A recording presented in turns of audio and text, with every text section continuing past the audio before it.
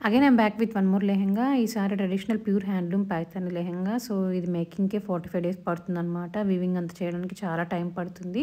So నేనైతే fabric 4 metres తీసుకున్న లెహెంగాకి and blouse కూడా రాసిల్ తీసుకున్నా అనమాట. Same purple colour. But dupatta అయితే ఈసారి చాలా కన్‌ఫ్యూజ్ అయిపోయింది. నార్సింగ్‌కి వెళ్ళాను, కూకట్పల్లికి వెళ్ళాననమాట నేను ఆ టైంలో. అండ్ కేఆర్ కసెట్ పక్కనే ఉంటాయి కదా!